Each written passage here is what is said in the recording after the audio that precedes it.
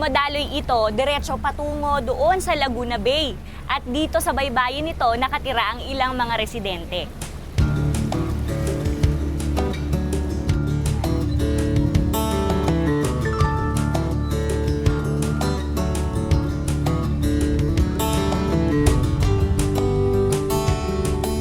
Mula noon hanggang ngayon ay pangingisda at pagsasaka pa rin ang ikinabubuhay ng ilan sa mga Taguigueño.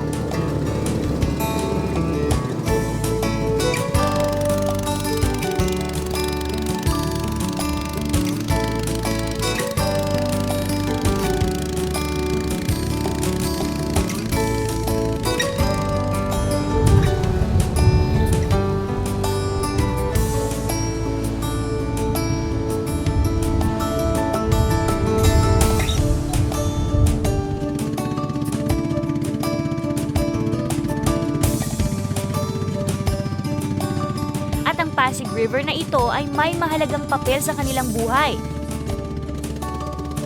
Dito madalas na masusumpungan ng ilang mga taga-Taguig na naninirahan sa tabing ilog.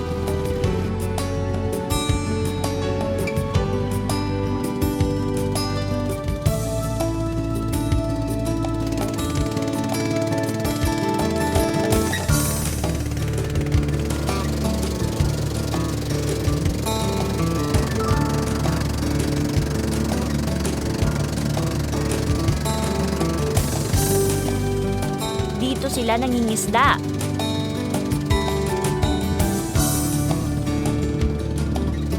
Minsan sa pamamagitan ng pamimingwit sa gitnang bahagi ng ilog gamit ang kanilang mga bangka.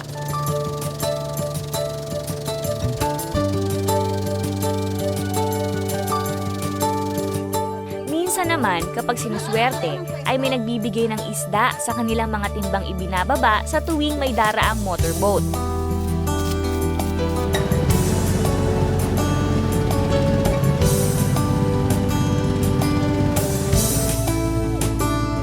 Alam niyo ba noon, ang mga taong naninirahan sa tabing ilog ay siyang maalwan ng buhay? Dati kasi ang mga ilog na kagaya nito ang sentro ng transportasyon. Kaya dito ang bagsakan ng mga kalakal, mapapagkain o kasuotan man. Sa kasalukuyang panahon, binawasan na ng modernisasyon ang bahagi ng ilog sa komersyo ng lugar.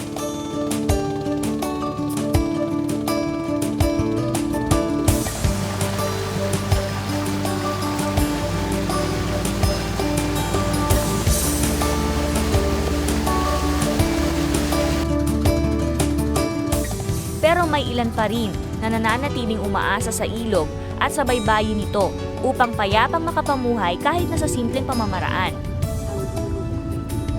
Katulad ng pagsasaka na kanilang kinamulatan, ang pangingisda ay ang trabahong kanilang minahal at hindi tatalikuran hanggang hindi natutuyo ang ilog, sabi pa nga nila.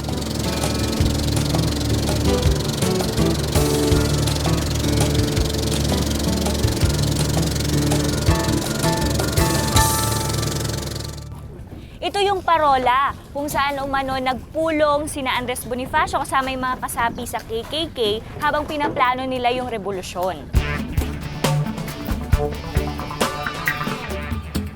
Personal daw na pinili ni KKK Supremo Gat Andres Bonifacio ang parola bilang meeting place dahil mas accessible raw ito mula sa munisipyo at sa probinsya ng Laguna.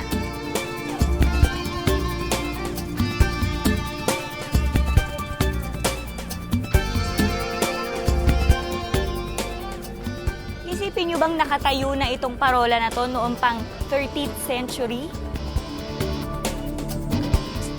Katulad ng ilang parola sa mga ilog, nagsilbi rin itong lookout sa mga pirata noong unang panahon.